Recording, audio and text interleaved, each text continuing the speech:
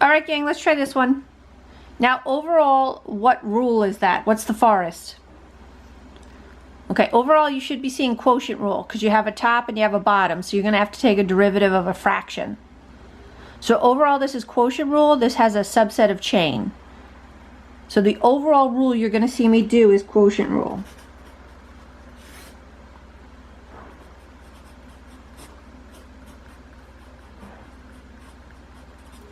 And just make sure you take it out of radical format. All right, here we go. Quotient rule.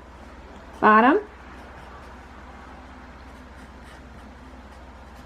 times the derivative of the top minus the top times the derivative of the bottom. But now when I do this denominator, I have to use the chain rule because it's composite.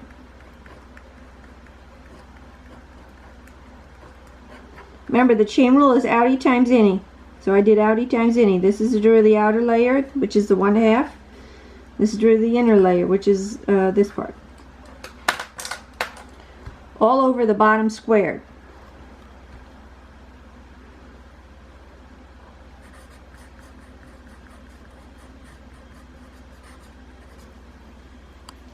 All right, so that's the derivative. The derivative is now done. I just have to clean it up, simplify it, make it look pretty. So I'm first just going to work on some of these like little parts that need to be collected together.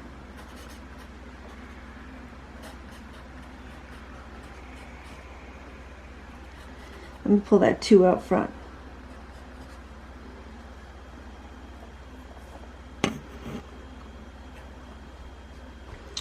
All right, 2 times 1/2.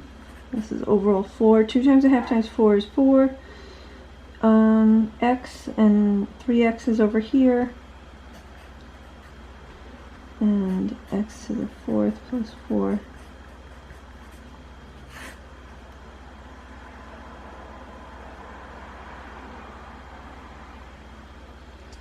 And 1/2 times 2 is 1.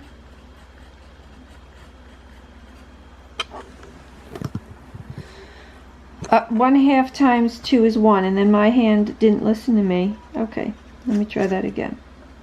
So 1. Alright, let me just double check my stuff because these get so long.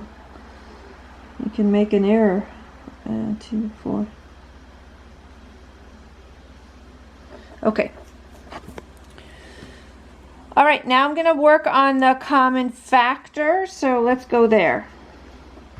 Take out a 2. Take out a x to the 4th plus 4 to the negative 1/2. Okay, let's find the leftovers. We took the 2. 1/2, a minus 1/2. Make sure you do that right when you do the common factor. You're starting with a half. You're taking out a negative 1/2. That's 2 over 2, which is 1, because you're going to end up adding here. Double negative means you're adding. So this is a 1 here. I just don't want to write that. That looks like a prime to me. Alright, 4 divided by 2 is 2. Those are still left under. And this match, so this goes. Okay, getting close. Now, in here, this is x to the 4th plus 4 minus 2x to the 4th. So you're going to end up combining that.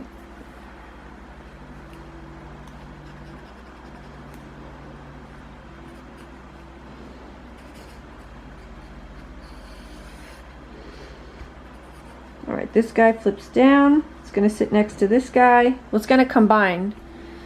I want to combine it right away, but let me just add an extra step. I don't want to confuse anybody. So this guy right here, he's flipping down. But if you notice, he's already got a buddy down there, which means that they're going to combine.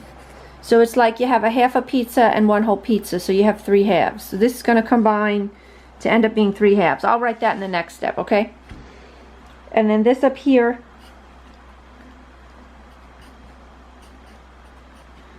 one minus 2 is minus 1. You could put that in the front or the back. Just depends how you want to write it. All right, so let me get to that last step there.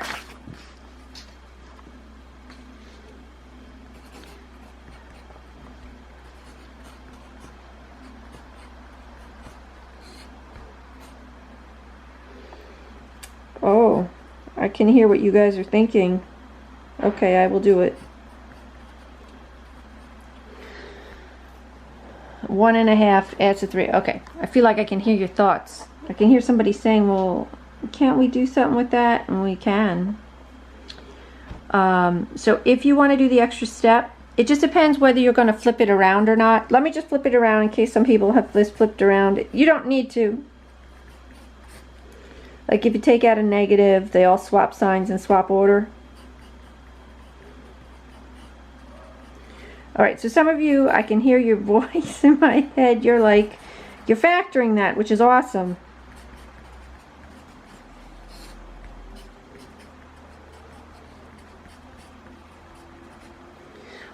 And we're noting that these aren't the same, right? So these won't reduce. If you format it as radicals, it actually factors farther on this one. But this is a nice format here. I'm going to leave this guy like this. But if you had left it like that, I would give that to you right here as well. All right, gang. I'll catch you. Bye-bye.